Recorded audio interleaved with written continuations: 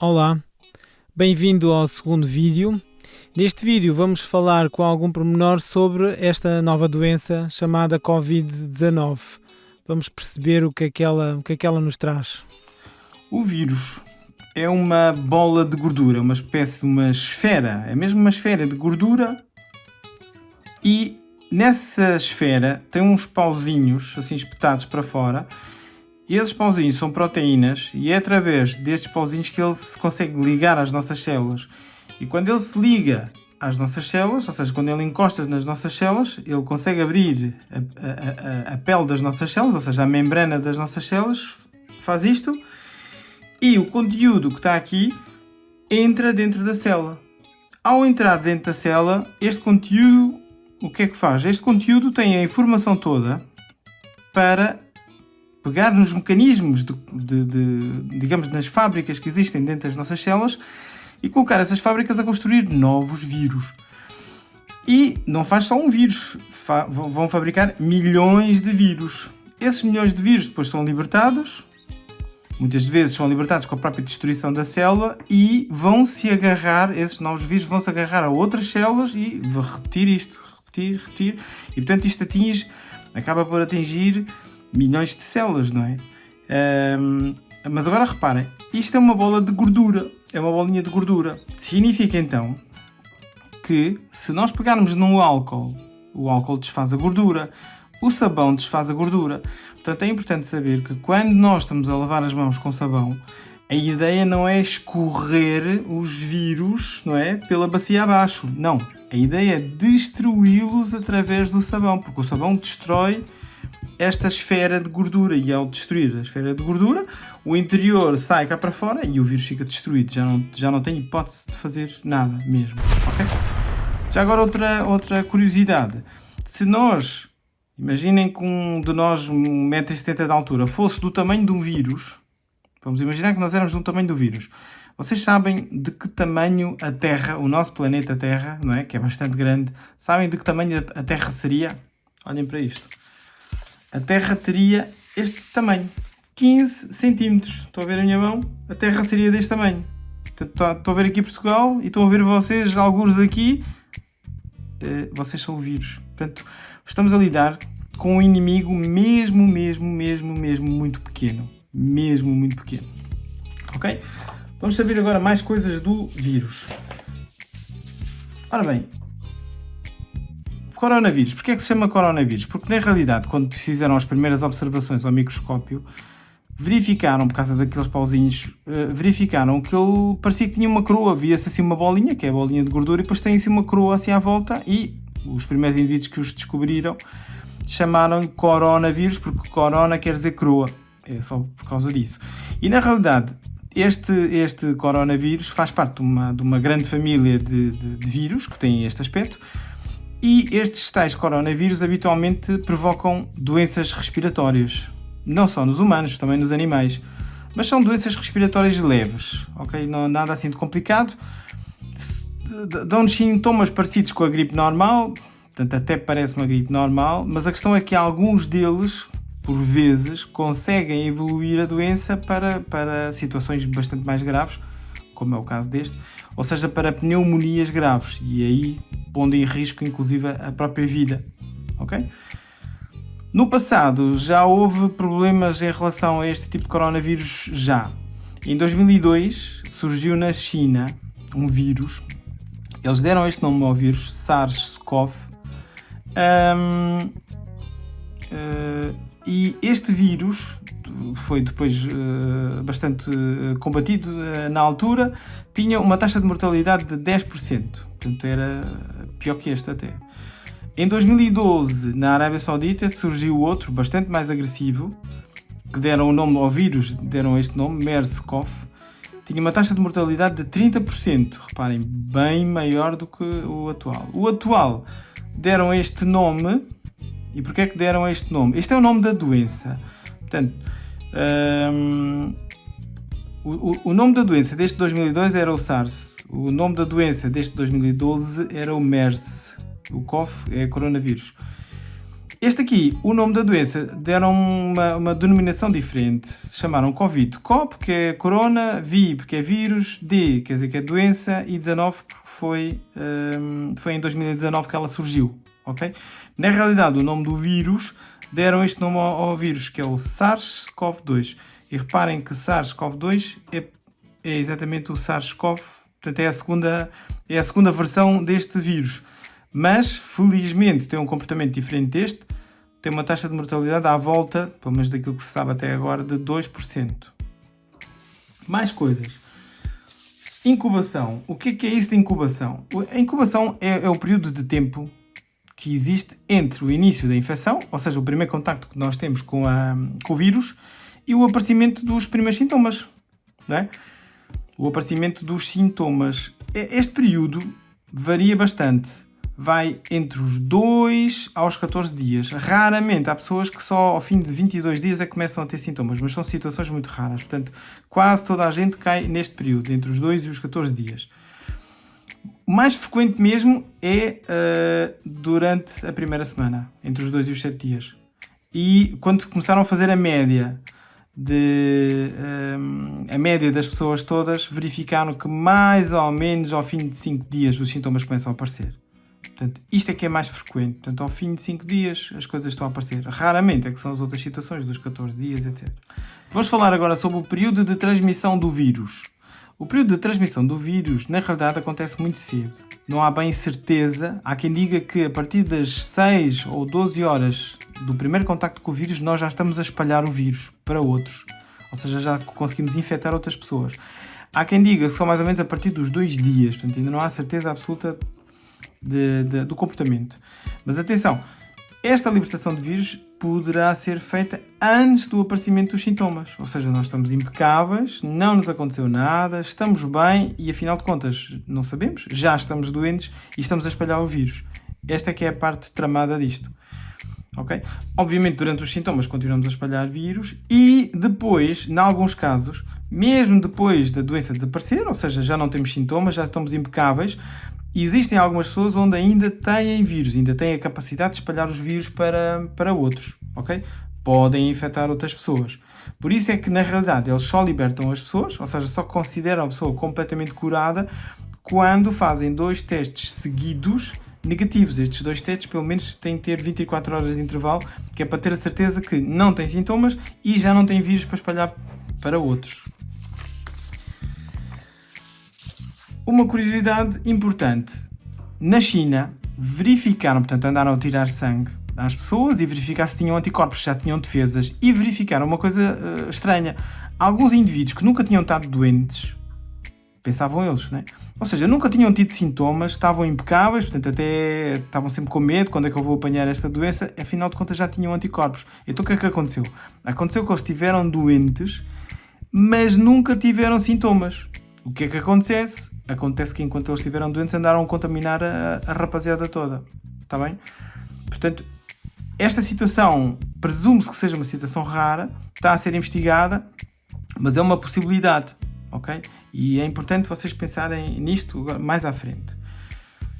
Como é que isto é transmitido? Ou seja, como é que o vírus passa de pessoas para pessoas? Através das gotículas da própria saliva, das secreções da garganta, das secreções do nariz. Não é? Então, vamos pensar uma coisa. Preciso de espirrar. Se eu espirrar em campo aberto, eu vou espalhar gotículas por todo o lado, não é? A vários metros de mim. Se eu espirrar num lenço, pegar no lenço, deitar no lixo e a seguir lavar as mãos, está o assunto arrumado. Não houve vírus. Nem fico com o vírus nas mãos porque lavei as minhas mãos e os vírus estão no lixo. Se eu espirrar no antebraço, ficam os vírus no antebraço, mas pelo menos não espalho à minha volta. Cuspir para o chão, nem pensar nisso. Porque cuspir para o chão, os vírus vão ficar no chão, alguém vai pisá-los e a cada passo vai espalhar vírus por todo o lado. Se eu me vou assoar, vou-me assoar num lenço, vai para o lixo, lavo as mãos a seguir. Ok? Se eu preciso de cuspir, vou cuspir para um lenço também e faço a mesma coisa. Está bem? Outra situação que é importante saber. Doentes muito infectados, ou seja, com uma grande carga viral, com montes de vírus, os vírus podem sair inclusive no vapor de água ao respirar simplesmente.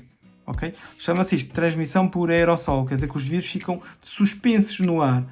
E, claro, se eu a respirar sem querer inspiro e vão vírus para dentro dos meus pulmões, pronto, já fiquei infectado. Se os vírus estão suspensos no ar e tocam no meu olho, já fiquei infectado. Mas isto são situações mais a nível hospitalar, daqueles doentes que estão mal e, portanto, têm grande quantidade de vírus, e por isso é que vocês vão reparar que os médicos têm níveis de proteção bem mais elevados. Porquê? Porque têm que pensar nisto. Existem vírus em suspensão e, portanto, eles não podem ser contaminados.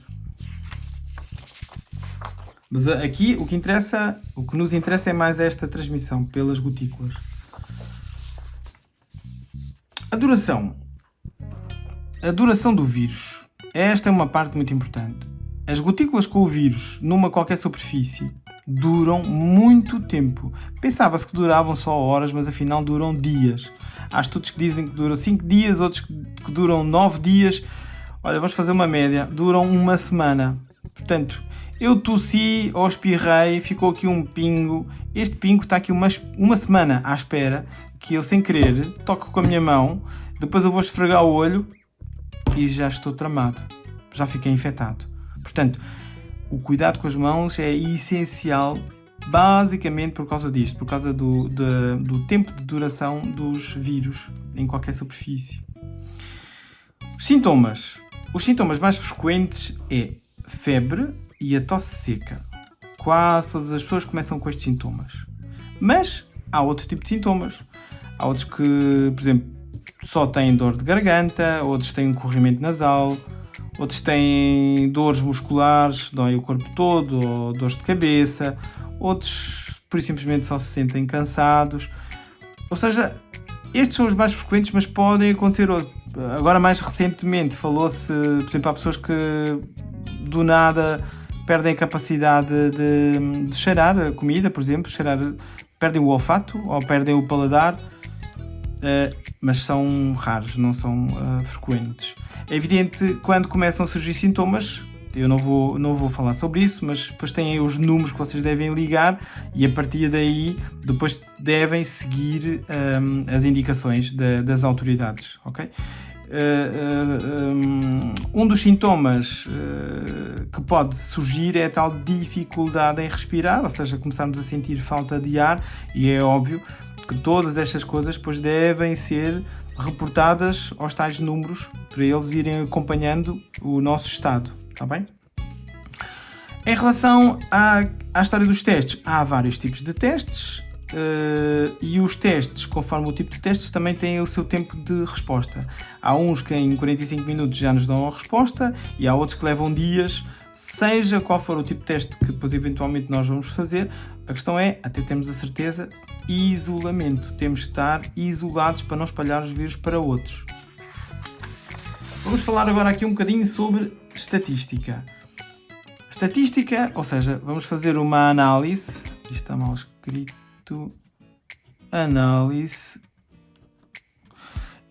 Uma análise da distribuição, ou seja, atinge mais isto, atinge mais aquilo. Já para vocês perceberem, fala-se muito nesta coisa que é a percentagem. A percentagem significa por cada conjunto de 100, neste caso de 100 pessoas. Vamos dar um exemplo. Se eu digo que 5% dos indivíduos são mulheres, vamos imaginar. Quer dizer que em cada 100 pessoas, estas 5 são mulheres. Se eu digo que é 5% de couves, quer dizer que em cada 100 vegetais, estes 5 são couves. Estão a perceber? Se eu disser que são 50%, ora 50% são 50 em 100, quer dizer que é metade. Em cada conjunto de 100, metade. Seja lá o que for. Se eu disser que é 75% são verdes, quer dizer que 3 quartos, ou seja, 75 em cada 100, que significa que 3 quartos são verdes. Estão a perceber? Então vamos lá ver. Em relação à distribuição da doença, esta doença está a atingir mais homens do que mulheres. Não se sabe porquê. Mas em cada 100, 60 são homens, 40 são mulheres. Em relação às idades, reparem, dos 0 aos 18 anos, muito poucas pessoas são infectadas. o número de infectados começa a aumentar muito, principalmente a partir dos 50 para cima. Estão a ver? Gravidade. Muitos deles não têm sintomas. 7%. Outros até têm sintomas, mas que não são associados. Imaginem, só têm dor de cabeça ou só têm dores musculares. Outros já têm os tais sintomas leves. Portanto, já têm a tosse, já se consegue, mesmo uma tosse ligeira, uma febre ligeira. Sintomas médios, um bocadinho mais agravados, mas nada por ali além. E reparem, se nós somarmos as pessoas que não têm sintomas e que têm sintomas até médios, dá 70%. Ou seja, a grande maioria das pessoas que apanha esta doença até não tem assim nada por ali além. Existe uma minoria que tem sintomas graves, mais ou menos à volta dos 20%. E existe ainda um número ainda mais pequeno de pessoas que ficam mesmo muito em mau estado, ou seja, são chamados doentes críticos, que precisam de cuidados hospitalares, mas os cuidados hospitalares já correm risco de vida, portanto já precisam de ventiladores, e este significa 5%. Portanto, a maioria das pessoas, isto é só para não ficarem alarmados, porque a maioria das pessoas até está muito bem. Portanto, isto é uma minoria.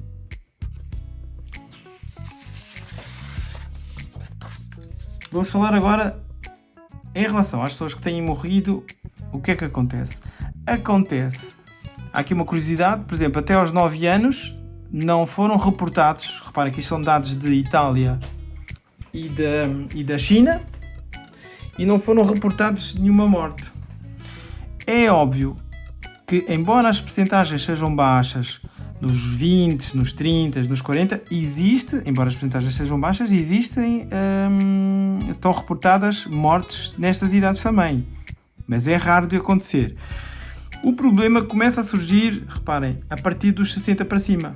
Aí as percentagens são muito maiores. E, portanto, a grande maioria das mortes ocorre nesta faixa.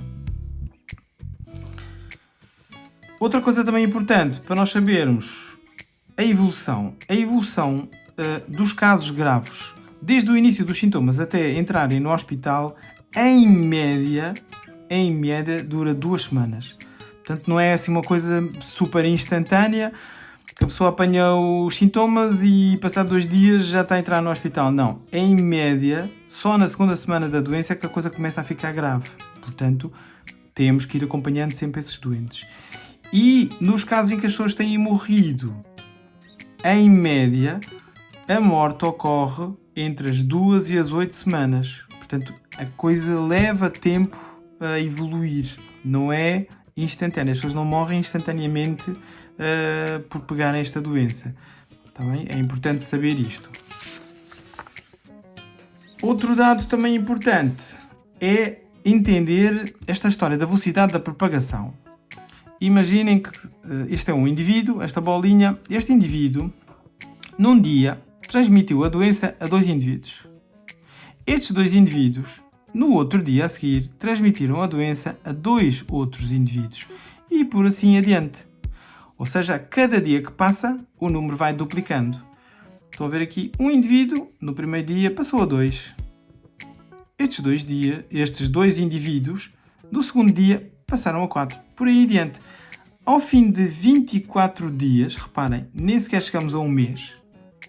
Sabem quantas pessoas já temos com vírus? 16 milhões. Estão a ver? Muito mais que a população de Portugal. Um indivíduo, não é? Agora, este indivíduo, por acaso não teve cuidado nenhum, e em vez de passar a 2, imaginem que passou a 4. Então este 4, em vez deste 2 indivíduos atingidos, estava aqui 4, ou passou a 6 indivíduos.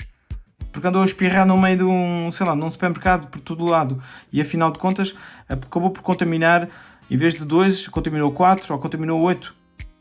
Então estes, ao fim de 24 dias, já não eram 16 milhões, eram não sei quantos milhões. Estou a perceber a importância do isolamento para tentar parar esta história da propagação.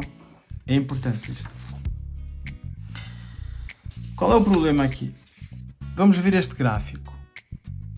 este gráfico, portanto, número de pessoas infectadas, aqui é o tempo, são os dias a correr, e aqui esta reta é o limite máximo que o sistema de saúde consegue tratar de pessoas em estado muito grave.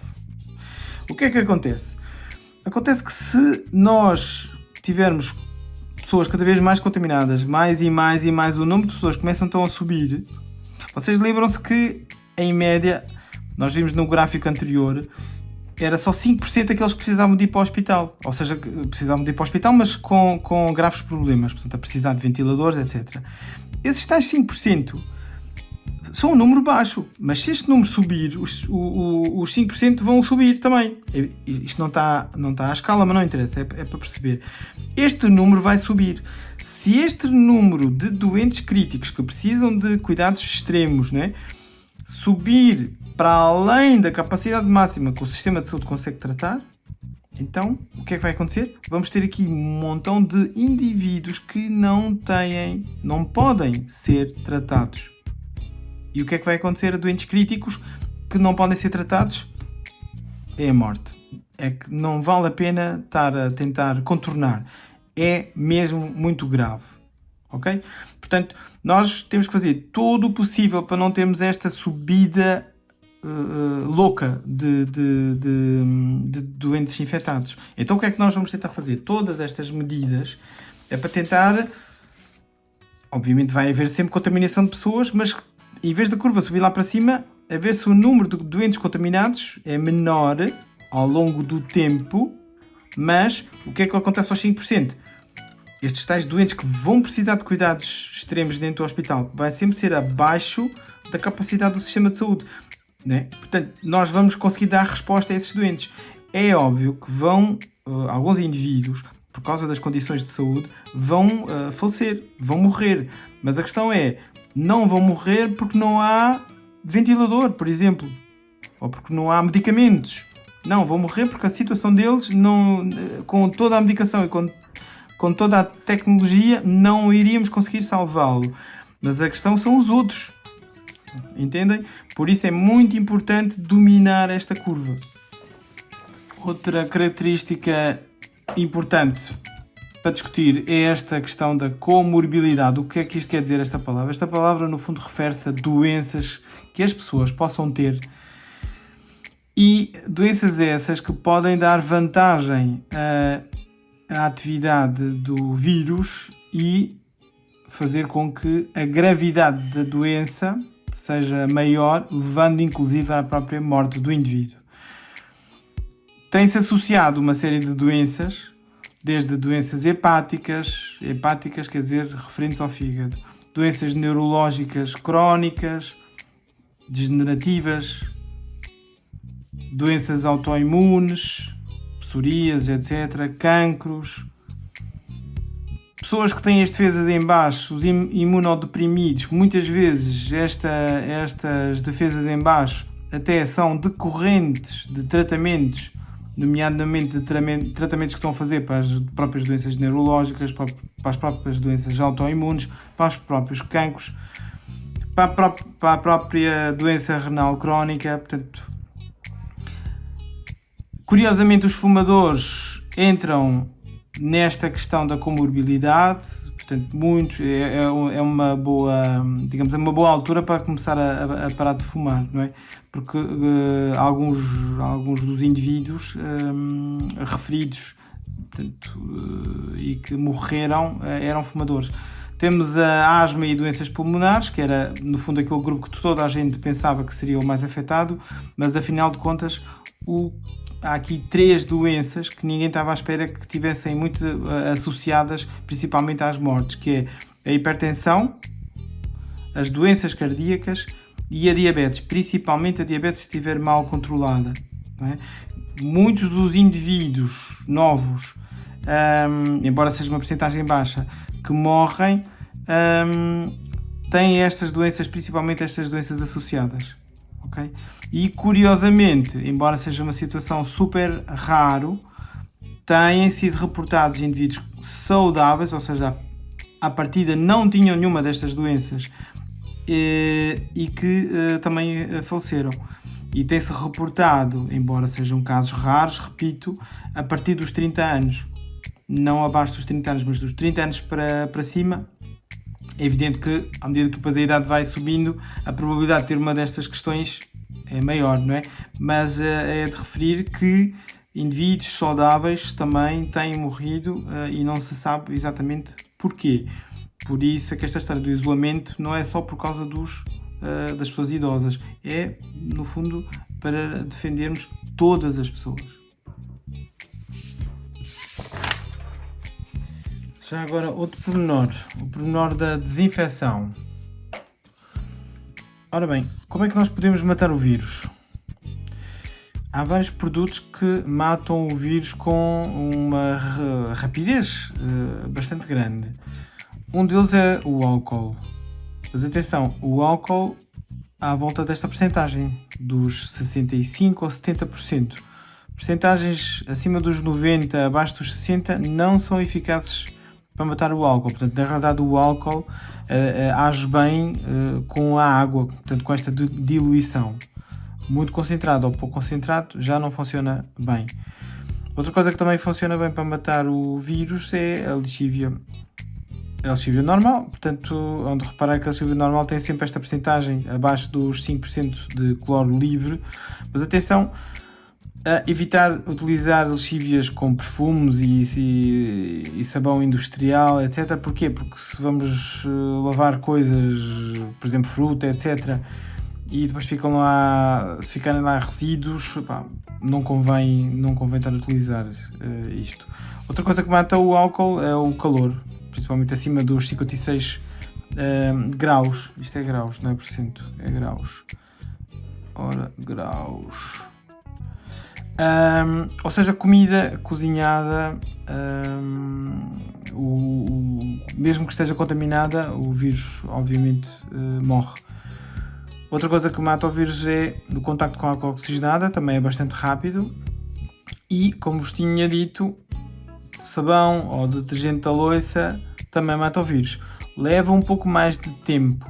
Os mais rápidos a matar o vírus é a água oxigenada, é a lexívia e é o álcool. É óbvio que alguns destes produtos têm tendência a desaparecer do mercado e, portanto, vamos para aquilo que é mais fácil de arranjar, nomeadamente a lexívia, embora tenhamos que ter cuidado a utilizar a lexívia. Ok? Obrigado. Em conclusão, temos então aqui dois aspectos, que é, primeiro, propagação super rápida desta doença. Qual é a chave disto? Isolamento. Muito importante o isolamento, muito importante. Há um enfermeiro que dizia uma coisa muito engraçada, que era assim: se você salvar uma pessoa que está dentro da água, ou que está num incêndio, ou que está aqui, ou que está ali, você vai lá e vai conseguir salvá-la, pois bem, você neste momento salva vidas só por ficar em casa. Portanto, por favor, salve vidas ficando em casa. Muito importante esta mensagem. Outra coisa, esta doença é bem mais grave do que a gripe. Portanto, não era bem aquilo que nos estavam a dizer e principalmente mata a população mais idosa, não é? Então, temos de ter muita atenção. Isolamento total dos idosos. O que é que eu quero dizer com este isolamento total? Não vamos entrar em casa deles, não vamos tocar neles, não é? Cuidado principalmente com as crianças, com os netos, etc. Porque grande parte das crianças são os tais que estão doentes e nem sequer têm sintomas. Muito importante. E então vamos fazer o quê? Vamos isolá-los, mas vamos ajudá-los. Como? Vamos levar-lhes as compras, mas desinfetadas. Vamos levar as compras num saco desinfetado, vamos deixar à porta. E esta parte aqui é que nós vamos falar nos próximos vídeos, como é que nós vamos fazer isso, inclusive também para a nossa casa. Ok? Muito obrigado e até ao próximo vídeo.